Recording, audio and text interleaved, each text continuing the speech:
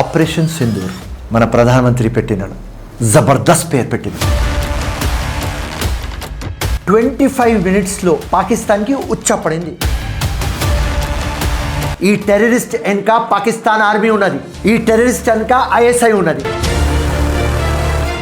ఈ ఫాల్తునా కొడుకు వాడు చస్తే పాకిస్తాన్ ఆర్మీ సల్యూట్ కొడుతుంది. హిందుస్థాన్ జిందాబాద్, ఇండియా జిందాబాద్ అని చెప్తున్నారు ముస్లిమ్స్. ఒక్కటే పని వాళ్ళ ఫాల్తునా కొడుకులకు. అది ఒక లంగా కంట్రీ, దొంగ కంట్రీ. అది అసలు కంట్రీ అసలు మ్యాప్లో ఉండవద్దు. మన మిలిటరీకి కంపారిజన్ లేదు పాకిస్తాన్. అట్లాంటి స్ట్రాంగ్ ఎయిర్ ఫోర్స్ మన దగ్గర ఉన్నది. ఇంకా ఒక స్ట్రాంగ్ ప్రధానమంత్రి ఉన్నాడు.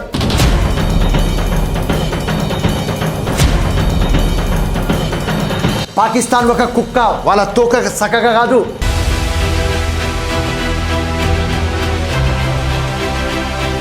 మీరు రాసుకోండి నా రక్తంతో గోడ మీద. ఈ లంగన ఫాల్తున్న కొడుకులు చేసేది మేం బద్నామవుతున్నాం. 0.1% ఉన్నారు ఈ దొంగన కొడుకులు. అందరి పేర్లు ముస్లిమ్స్ ఉన్నాయి. Welcome to news line Telugu. Pakistan ఎప్పటిలాగే నిబంధనలు ఉల్లంఘిస్తూ కాల్పులు జరుపుతూనే ఉంది. అయితే భారత్ ఏం తక్కువ తినలేదు, సమర్థవంతంగా వాటిని ఎదుర్కొనే ప్రయత్నం చేస్తూ తిప్పికొడుతుంది. సో ఇదే అంశం మీద మనం మాట్లాడదాం. ఎందుకంటే అటు భారత్లోనూ ఇటు పాకిస్తాన్లోనూ టెన్షన్ వాతావరణం అయితే నెలకొంది. ఈ అంశం మీద మనతో మాట్లాడడానికి Congress party senior leader Firoz Khan sir మనతో పాటు ఉన్నారు. మాట్లాడి చాలా విషయాలను తెలుసుకుందాం. సార్ నమస్తే. నమస్కారం. After long time. So especially ఇట్లాంటి టాపిక్తో నేను మీ ముందుకు వస్తాను అనుకోలేదు. బట్ ఎట్లా చూస్తారు సార్? అంటే పహల్గామ్లో జరిగినటువంటి ఘటనకు భారత్ ప్రతీకారం తీసుకున్నట్టే అనుకుంటున్నారా? ఎందుకంటే అక్కడ ఉగ్రవాదులందరూ కూడా టూరిస్టులని చంపివేసినటువంటి, కలిచివేసినటువంటి ఒక సంఘటన విషయంలో నిజంగా ఇండియన్ ఆర్మీ కావచ్చు, ఇక్కడ ఉన్నటువంటి గవర్నమెంట్ కావచ్చు, వాళ్ళకి న్యాయం చేసిందంటారా? ఇప్పుడు ఆపరేషన్ సింధూర్ ఫస్ట్ ఆ పేరే మన ప్రధానమంత్రి పెట్టినాడు. జబర్దస్త్ పేరు పెట్టినాడు. దానిలో ఫుల్ మీనింగ్ ఉన్నది. And 9 locations, 21 targets, 25 minutes, 26 Rafale ప్లేన్లు పోయి ఎగ్జిక్యూట్ చేసుకొని వచ్చేస్తే 25 మినిట్స్లో పాకిస్తాన్కి ఉచ్చపడింది. రా 21 ప్లేసెస్ది ఇచ్చింది లెక్క. దానిలో 9 చేసినాం, ఇంకా 12 చేయాలి మనం. సో ఏ రోజు అటాక్ అయింది? 22 ఏప్రిల్. ఆ రోజే ప్రధానమంత్రికి చెప్పినాను, ఆపరేషన్ సింధూర్ మీరు చేసినారు, ఇలా ఇండియా కోసం ఒక ప్రౌడ్ మూమెంట్. జస్టిస్ డెలివర్ అయింది, కానీ మీరు ఫేజ్ 2 పోవాలి. ఫేజ్ 2 పోయి రిమైనింగ్ 12 టెర్రరిస్ట్ క్యాంప్స్కి మీరు అటాక్ చేయాలి. ఇప్పుడు 9 టెర్రరిస్ట్ క్యాంప్స్ మీద మనం అటాక్ చేసినాం. ఎంత ప్రిసైజ్గా, ఎంత టెక్నికల్గా, సివిలియన్స్కి టచ్ చేయకుండా, కామన్ మ్యాన్కి టచ్ చేయకుండా, వాళ్ళ ఆర్మీ క్యాంప్స్కు కూడా టచ్ చేయకుండా ఎట్లా అటాక్ చేస్తాం? ఎందుకంటే అక్కడనే టెర్రరిస్ట్ అడ్మిషన్ అవుతుంది, అక్కడనే ట్రైనింగ్ అవుతుంది, అక్కడనే బ్రెయిన్ వాష్ అవుతుంది, అక్కడనే మాస్టర్ మైండ్లు ఉంటారు, అక్కడనే ఆర్గనైజ్ అవుతుంది, అక్కడనే ప్లానింగ్ అవుతుంది. సో ఇండియన్ గవర్నమెంట్కి తెలుసు ఈ మాట. India government, Firoz Khan 20 years నుంచి మేము చెప్తున్నాం, ఈ టెర్రరిస్ట్ వెనుక పాకిస్తాన్ ఆర్మీ ఉన్నది, ఈ టెర్రరిస్ట్ వెనుక ఐఎస్ఐ ఉన్నది. మీరు చూస్తున్నారు, మనం ఆపరేషన్ సింధూర్ చేసినాం, టెర్రరిస్టులు చనిపోయినారు. టెర్రరిస్టులు చనిపోయిన తర్వాత కూడా వాళ్ళకు స్టేట్ ఆనర్ ఇచ్చినారు. ఆ టెర్రరిస్ట్ చనిపోతే ఆ మౌలానా మసూద్ అజర్ తమ్ముడు రౌఫ్ అజర్ వాడు చనిపోయినాడు. వాడు ఎవరు? IC-814 ప్లేన్ హైజెక్ 1999 కాంధార్లో చేసింది, దానిలో వీడియో ఉన్నారు. రౌఫ్ పార్లమెంట్ మీద అటాక్ అయింది 2001లో, వీడే రౌఫ్ ఉన్నాడు. 100 మంది దాకా చంపినాడు ఈ ఫాల్తునా కొడుకు.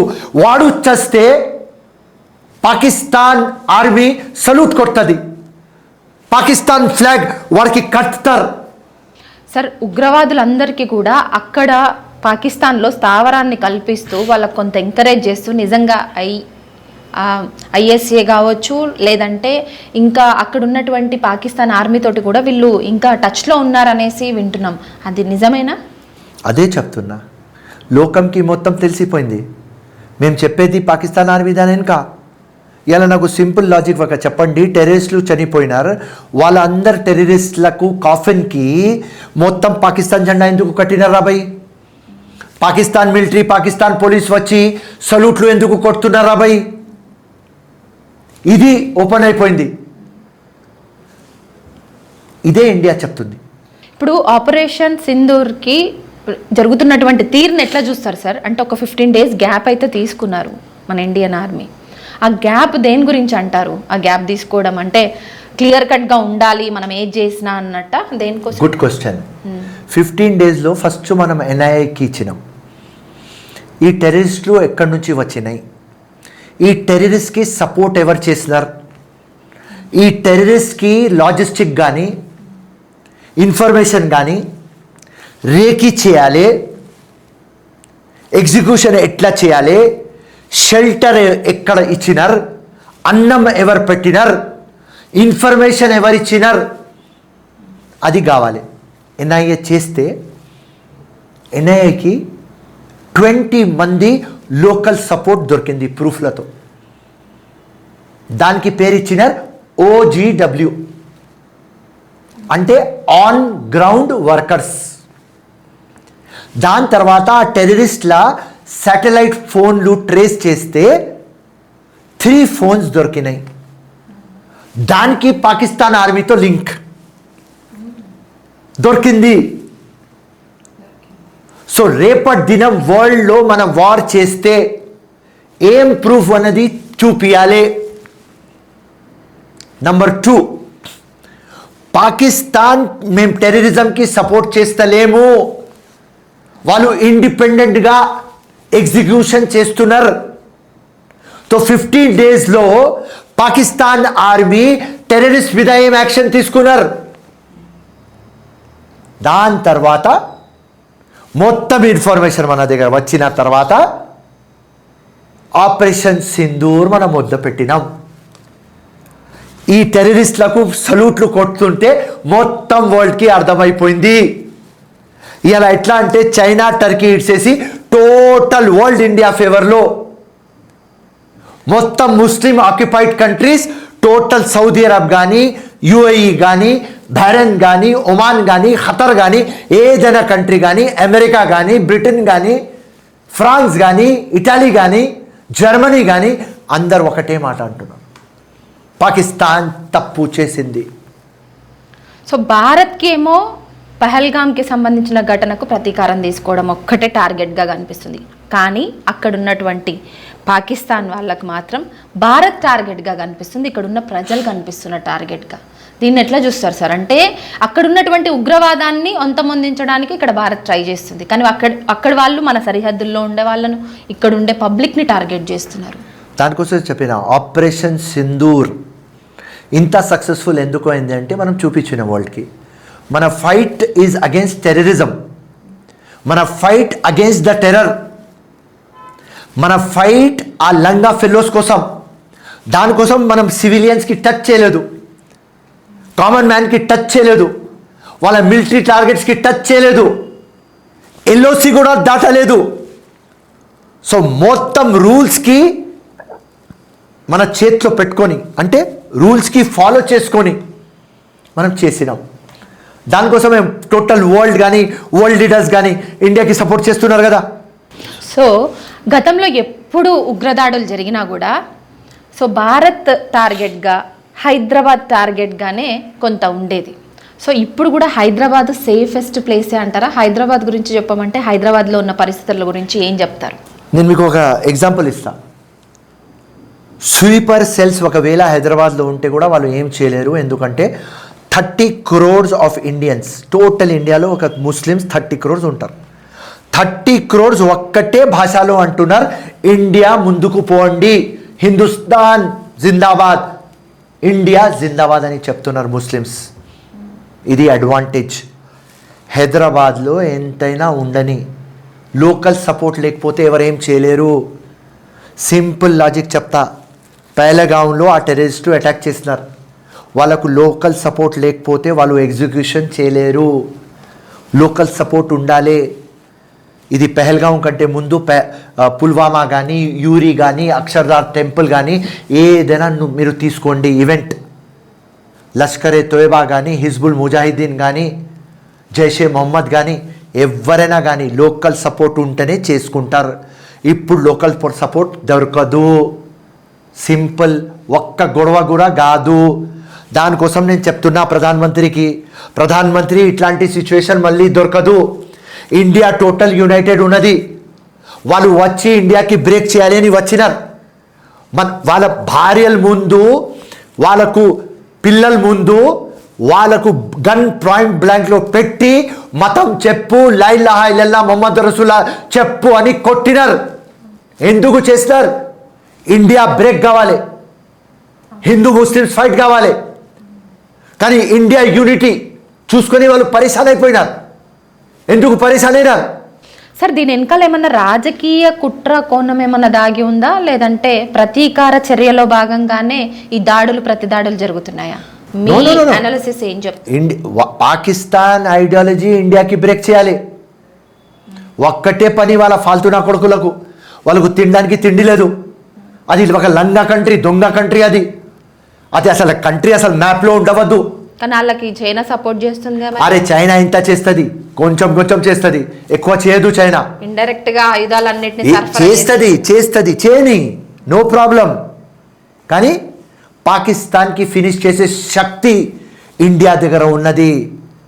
మన మిలిటరీ, మన నేవీ, మన ఎయిర్ ఫోర్స్కి మ్యాచ్ లేదు. పాకిస్తాన్ ఎంతైనా ఉండని ఇండియాకి మ్యాచ్ లేదు. సరే, ఒక సైడ్ మనం అనుకుందాం పాకిస్తాన్ కంటే భారతే కొంత స్ట్రాంగ్గా ఉందనేసి. కానీ ఇదివరకు ఎప్పుడు దాడులు జరిగినా కొంత హైదరాబాద్కి ముడిపడి కూడా కొన్ని దాడులు జరిగినాయి. మనము ఇదివరకు చూసుకుంటే దిల్షునార్ ఇన్సిడెంట్, అంటే వరుస బాంబు వేరే ఇష్యూ. సరూర్ నగర్ చెప్పండి మీరు, డిఫరెంట్, ఇవన్నీ. ఇది డిఫరెంట్. ఇప్పుడు మరి హైదరాబాద్ లో సిచ్యువేషన్స్ ఎట్లా ఉండబోతాయి? హైదరాబాద్ లో ఇప్పుడున్న జోన్స్లో, అంటే కొంత మనము భయపడే జోన్స్లో, కొంత సేఫ్గా ఉండమని చెప్పేటువంటి జోన్స్లో హైదరాబాద్ కూడా ఉంది. మరి హైదరాబాద్ గురించి ఏం చెప్తారు? హైదరాబాద్లో సిచ్యువేషన్స్ ఎట్లా ఉంటాయి? ఇక్కడ ఉన్న పబ్లిక్కి కూడా కొంత టెన్షన్ అయితే ఉంటుంది కదా. అమ్మ, టెన్షన్ ఉంటుంది, కానీ ఇండియా మీద ప్రేమ ఉన్నది కదా ప్రతి ఒక్కళ్ళకు. నేను దానికోసమే చెప్తున్నా, ముస్లిమ్స్ టోటల్ ఇండియా ఫేవర్లో ఉన్నారు. నేను ఎంతో ముస్లిమ్స్కి అడిగితే ఒకటే అంటున్నారు, ఈ ఇన్నోసెంట్కి చంపవద్దు కదా, మనం మా ఖురాన్లో రాసి లేదు కదా. వాళ్ళ పేరు, ఆ టెర్రరిస్ట్ పేర్ల ముస్లిమ్స్, కానీ యాక్చువల్ చూస్తే ప్రిన్సిపల్స్ ఆఫ్ ఖురాన్లో వాళ్ళు అగేన్స్ట్. ఖురాన్లో ఏం రాసి ఉన్నది? నువ్వు ఒకవేళ ఒక ఇన్నోసెంట్కి చంపితే లోకం మొత్తం మానవత్వంకి చంపేలాగా ఉన్నది. నువ్వు ముస్లిం కాదు, ఇస్లాం చెప్తుంది, ఖురాన్ చెప్తుంది. ఒకటే బుక్కి మేము ఫాలో చేస్తాం, ఖురాన్ క్లియర్ కట్ అంటుంది. అరే అది వాడి పేరు ఉసామా బిన్ లాదెన్, వాడు పేరు Maulana Masood Azhar Kasab,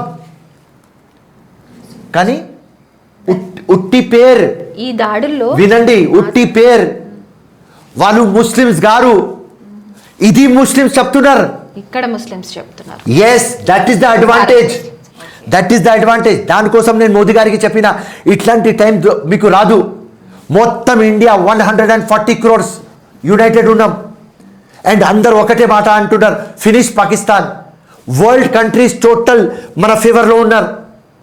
world top most leaders మన ఫేవర్లో ఉన్నారు. మన మిలిటరీకి కంపారిజన్ లేదు పాకిస్తాన్. అట్లాంటి స్ట్రాంగ్ ఎయిర్ ఫోర్స్ మన దగ్గర ఉన్నది, స్ట్రాంగ్ నేవీ ఉన్నది, స్ట్రాంగ్ ఆర్మ్ ఫోర్స్ ఉన్నది. ఇంకా ఒక స్ట్రాంగ్ ప్రధానమంత్రి ఉన్నాడు. ఇట్లాంటి సిచ్యువేషన్ మళ్ళీ దొరకదు. ఎందుకంటే వీడు కుక్క, పాకిస్తాన్ ఒక కుక్క, వాళ్ళ తోక సక్కగా కాదు, ఆ తోక కట్ చేయాలి. ఇది పాకిస్తాన్ ఒక క్యాన్సర్. మనం ఇట్లా ఇడిసేస్తే మళ్ళీ 2 years తర్వాత మళ్ళీ అటాక్ చేస్తారు. సో ఈ క్యాన్సర్కి ఫినిష్ చేయి, పర్మనెంట్ సొల్యూషన్ తీసుకోరా, ఇడవకండి. సో నేను ఇలా మీ ఛానల్ ముందు చెప్తున్నా, ఇప్పుడు దాకా ఫుల్ ఫ్లెజ్ వార్ స్టార్ట్ కాలేదు, ఇంకా 3-4 days తర్వాత స్టార్ట్ అవుతుంది. ఏ రోజు ఫుల్ ఫ్లెజ్ వార్ స్టార్ట్ అవుతుంది మీరు రాసుకోండి నా రక్తంతో గోడ మీద. 10 to 12 daysలో ఫినిష్ అయిపోతుంది పాకిస్తాన్. ఫినిష్ చేయాలి పాకిస్తాన్కి. కానీ అక్కడ ఉన్నటువంటి ఉగ్రవాదులు, పెద్ద పెద్ద ఉగ్రవాదులు అందరూ కూడా మట్టుగట్టించినటువంటి గొప్ప చరిత్ర ఇప్పుడు భారత్కు ఉన్నప్పటికీ కూడా ఇంకా మీరు అన్నట్టు క్యాన్సర్ లాగా అది ఇంకా పాకుతూనే ఉంటుంది. ఎక్కడో ఒక చిన్న కణమైనా ఉండిపోతుంది. వాళ్ళకు ఉండేటువంటి ప్రతీకార చర్యలో భాగంగా హైదరాబాద్ని ఫ్యూచర్లో టార్గెట్ చేసి ప్రతీకార చర్యలో భాగంగా ముందుకు నడిపించి ఇక్కడ ఏమన్నా విధ్వంసాలు సృష్టిస్తే ఫ్యూచర్లో ఏమవుతుంది అది ఎవరికి తెలియదు అమ్మా. నెక్స్ట్ మూమెంట్ ఏమవుతుంది మీరు చెప్పలేరు, నేను చెప్పలేను. కానీ ఇప్పుడు ప్రస్తుతం మూమెంట్ నేను చెప్పగలను. ప్రెజెంట్లో total Muslims they are United.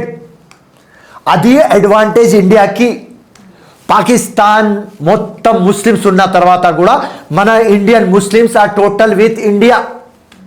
ఇది అడ్వాంటేజ్. ఎందుకంటే వాళ్ళు ఇన్నోసెంట్కి కొడుతున్నారు.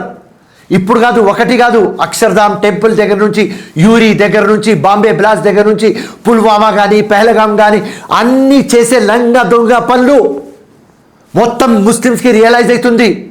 ఎందుకంటే ఖురాన్లో రాసి లేదు, అది మాదత్వానికి సంపుతున్నారు. అది ఇస్లాం అగేన్స్ట్. ఖురాన్ ఏం చెప్తుంది? ఇస్లాం అంటే సాక్రిఫైస్, ఇస్లాం అంటే లవ్, ఇస్లాం అంటే బ్రదర్హుడ్, ఇస్లాం అంటే ఫర్గివ్నెస్, ఇస్లాం అంటే హ్యూమానిటీ. ఇట్లాంటి ఒక బుక్ మాది, ఇట్లాంటి ఒక మతం మాది. ఈ లంగన ఫాల్తున్న కొడుకులు చేసేది మేం బద్నామవుతున్నాం. 0.1% ఉన్నారు ఈ దొంగన కొడుకులు. అందరి పేర్లు ముస్లిమ్స్ ఉన్నాయి, కానీ వాడు ముస్లిమ్స్ గారు. ఎందుకంటే ఇన్నోసెంట్కి సంపవద్దు, ఏం పని వాళ్ళకు. సో ఈ మాట మా అందరు ముస్లిమ్స్కి అర్థమైంది. దానికోసమే advantage Narendra Modi, advantage India.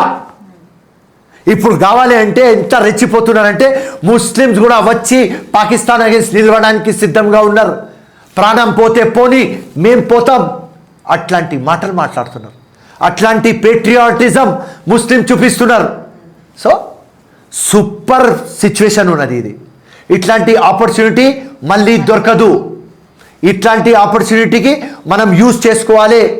ఈ లంగా ఫాల్తూ కంట్రీకి ఫినిష్ చేయాలి. నో కంపారిజన్ అంటారు. కానీ ఇప్పుడు మనకు అందుతున్న ఇన్ఫర్మేషన్ ప్రకారం 1971లో ఏ విధంగానైతే యుద్ధం జరిగిందో దానికి ఇంకా ఎక్కువ రేంజ్లోనే ఇప్పుడు జరగబోతుంది అన్న ఇన్ఫర్మేషన్ కూడా అందుతుంది.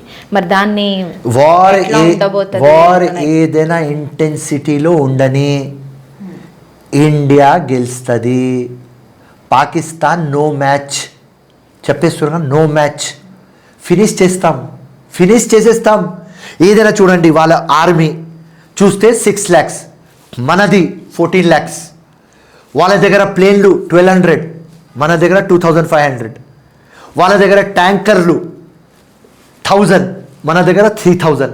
సో ప్రతి దానిలో షిప్స్లు వాళ్ళ దగ్గర 100, మన దగ్గర 500.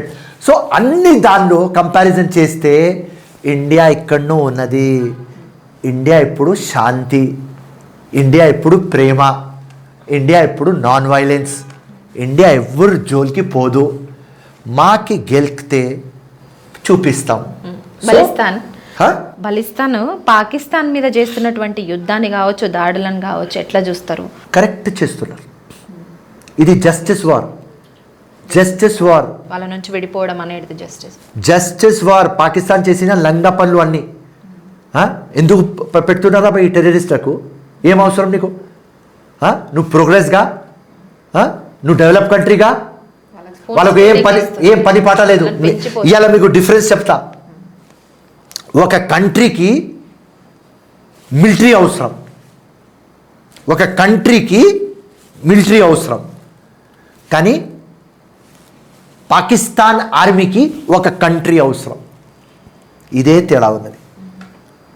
ఇండియా ఉండని మిలిటరీ అవసరం, ఆస్ట్రేలియా ఉండని మిలిటరీ అవసరం, జర్మనీ ఉండని మిలిటరీ అవసరం, కానీ ఈ మిలిటరీకి ఆ కంట్రీ అవసరం.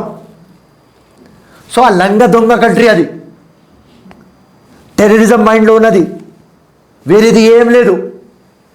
సో ఇండియా ఫినిష్ చేసేస్తుంది. దానికోసమే చెప్పిన ప్రధానమంత్రి గారు ఫేజ్ 2 స్టార్ట్ చేయండి, సింధూర్ మొత్తం 21 ఫినిష్ కంప్లీట్ చేయండి, వాళ్ళు గెలుకుతారు. టోటల్ ఇక్కడ నుంచి నేవీ, ఇక్కడ నుంచి ఎయిర్ ఫోర్స్, ఇక్కడ నుంచి మిలిటరీ, స్టోరీ ఫినిష్. అంటే వాళ్ళకంటే ఆయుధాలు కావచ్చు, వాళ్ళకంటే మనుషులు కావచ్చు, నావీలో కావచ్చు, ఆర్మీలో కావచ్చు, వాయుసేనలో కావచ్చు, ప్రతి దాంట్లో త్రివిధ దళాల్లో. సో మన బలం ఎక్కువ ఉంది వాళ్ళకంటే, అందుకనే మనతో వాళ్ళు పెట్టుకోలేరు, పెట్టుకుంటే ఫినిష్ అని చెప్తున్నారా ఏంటి? 100% నియత్లో మనం కరెక్ట్. అంటే ఎందుకంటే మన target only, Bharat target only ఉగ్రవాదులను అంతమొందించడం వరకే. కానీ వాళ్ళది వినండి, వాళ్ళు ఇండియాకి బ్రేక్ చేయాలి, మనం టెర్రరిజంకి ఫినిష్ చేయాలి. సింపుల్. మన టార్గెట్ టెర్రరిస్ట్, వాళ్ళ టార్గెట్ కామన్ మ్యాన్, వాళ్ళ టార్గెట్ సివిలియన్, వాళ్ళ టార్గెట్ ఇండియా. మా టార్గెట్ ఓన్లీ టెర్రరిజం. దాని వెనుక ఉన్న మాస్టర్ మైండ్ పాకిస్తాన్ ఆర్మీ, దాని వెనుక ఉన్న బ్రెయిన్ వాష్ చేసేది ISI. అదే మా టార్గెట్. ఆ టార్గెట్లో ఉంటాం, ఫినిష్ చేస్తాం. సో S-400 ఒక ఆయుధాన్ని సుదర్శన చక్రం లాగా భావిస్తుంది మన భారత్ త్రివిధ దళాలు. సో దానివల్లనే సో వచ్చేటువంటి వాటి అన్నిటిని కూడా మనం అంతమొందించేలాగుందా? మన దగ్గర అంతా టెక్నాలజీ మళ్ళీ మీకు చెప్తున్నా, కేటగారికలీ మన నేవీ కానీ, మన ఎయిర్ ఫోర్స్ కానీ, మన మిలిటరీ కానీ ఎంత పవర్ఫుల్ ఉన్నది అంటే, ఎంత టెక్నికల్ మనం సౌండ్ ఉన్నామంటే, ఎంత అడ్వాన్స్గా ఉన్నామంటే, పాకిస్తాన్ మన ముందు నిలవలేరు. They cannot stand. Simple logic. ఇప్పుడు హైదరాబాదీలకు మీరు ఇచ్చేటువంటి ఒక, ఎందుకంటే ఎక్కడ ఉగ్రదాడులు జరిగినా కూడా కొంత హైదరాబాద్తో లింకప్ అయ్యి వాళ్ళు షెల్టర్స్ కూడా హైదరాబాద్లోనే కల్పించుకునేటువంటి అవకాశాలు కొంత హైదరాబాద్లో ఉన్నట్టు తెలుస్తుంది. సో హైదరాబాదీలకు మీరు ఇచ్చేటువంటి కొంత సపోర్ట్ కావచ్చు, లేదంటే ఒక ధైర్యం ఏముంటుంది సార్? హైదరాబాద్ ఎట్లయినా ఇండియా కానీ అందరు యునైటెడ్ ఉన్నాం. ఒక బ్యూటిఫుల్ మెసేజ్ ఇచ్చినాం పాకిస్తాన్కి. ఎప్పుడు వారు టెర్రరిస్టులు వచ్చి మతం అడిగి చంపినప్పుడు ఇండియాకి డివైడ్ చేయాలి, అప్పుడు ఇండియా, ముస్లిమ్స్, హిందూస్ చాలా బ్యూటిఫుల్గా ఒక మెసేజ్ ఇచ్చినారు. మాకు ఏదైనా గొడవలు ఉంటే మా ఇంట్లో ఉంటాయి, కానీ మీరు వచ్చి బ్రేక్ చేయాలి అంటే అది బ్రేక్ కాదు. ఎందుకంటే ఇక్కడ రంజాన్లో రామ్ కనిపిస్తాడు, దీపావళిలో అలీ కనిపిస్తాడు. ఇట్లాంటి ఒక గంగా జమున తెహజీబ్తో ఇండియా ఉన్నది. సో అట్లాంటి ఒక క్యారెక్టర్, ఒక ఎగ్జాంపుల్ మొత్తం మన హిందూ ముస్లిమ్స్ చూపిస్తున్నారు. సో ఇట్లనే మనం గట్టిగా ఉందాం. భారతదేశం కానీ, ఇండియా కానీ, హిందుస్థాన్ కానీ ఇట్లనే సపోర్ట్ చేద్దాం, ఇట్లనే యూనిటీతో ఉందాం. ఒక చిన్న లాస్లు అవుతాయి, ఫైనాన్షియల్ లాస్లు, ఎకానమీ లాస్ భరిద్దాం. ఇండియా కంటే ఎక్కువ మనకు ఏం లేదు, భారతదేశం కంటే ఎక్కువ ఏం లేదు, మోర్ దెన్ హిందుస్థాన్ ఏం లేదు. ఇట్లనే ఉండం, యూనిటీతో ఇండియాకి సపోర్ట్ చేద్దాం. అండ్ ఒక రోజు వస్తుంది అందరం కలిసి సెలబ్రేట్ చేద్దాం. ఆ రోజు మనకు రంజాన్ పండుగ, దీపావళి పండుగ, హోలీ పండుగ, దసరా పండుగ, క్రిస్మస్ పండుగ, అన్ని పండుగలకు ఒకటే పండుగ ఉంటుంది. చెప్పేస్తున్నా, కొన్ని రోజులలో ఏ రోజు ఇండియా పాకిస్తాన్కి ఫినిష్ చేస్తుంది, ఆ రోజు ఇండియాకి మొత్తం లోకంలో అందరికంటే పెద్ద ఫెస్టివల్ ఆ రోజు మాకు ఉంటుంది. సో ఇప్పుడు జరగబోయేది ధర్మయుద్ధం అంటారా? 100%, no doubt. Thank you so much sir. Thank you. ఓవరాల్గా చూసుకుంటే ఇండియా, భారత్లో ఎట్లుంటారంటే హిందూ కానీ, ముస్లిం కానీ ఎవరైనా అన్నదమ్ముల్లాగానే ఉంటారు. సో మన ప్రతి దాడులు మన మీదికి అంటే ప్రత్యర్థులు కావచ్చు ప్రతిదాడులు కావచ్చు మన మీదికి పాకిస్తాన్ చేస్తే మాత్రం అందరూ ఏకమై ఒక్క తాటి మీదికి వచ్చి ఒక పోరాటం ఒక యుద్ధం అయితే చేస్తున్నారు. సో మోడీజీ చేస్తున్నటువంటి ఆపరేషన్ సింధూర్ కావచ్చు, లేదంటే ఇప్పుడు నెక్స్ట్ జరగబోయేటువంటి నెక్స్ట్ యుద్ధాలు కావచ్చు, 2-0 కావచ్చు, ఇంకా ఏ ఆపరేషన్స్ చేసినా కూడా ఇక్కడ ఉన్నట్టు ఆర్మీ కావచ్చు, నేవీ కావచ్చు, వాయుసేన కావచ్చు, త్రివిధ దళాలన్నీ కూడా చాలా స్ట్రాంగ్గా ఉన్నాయి. ఇప్పటి వరకు ఇంకా యుద్ధం స్టార్ట్ చేయలేదు. వాళ్ళు చేస్తున్నటువంటి దాడుల మీద ప్రతి దాడి మాత్రమే మనం చేస్తున్నాము. యుద్ధం స్టార్ట్ చేస్తే మాత్రం నిజంగా పాకిస్తాన్ ఖతమయ్యే ఛాన్సెస్ మాత్రం ఫ్యూచర్లో ఖచ్చితంగా ఉందన్న ఒక అల్టిమేటాన్ని మాత్రం జారీ చేస్తున్నట్టు ఫిరోజ్ ఖాన్ సార్. ఇది ఫిరోజ్ ఖాన్ సార్ తోటి స్పెషల్ ఇంటర్వ్యూ. ఇంకో గెస్ట్ తోటి మళ్ళీ కలుద్దాం. Thank you.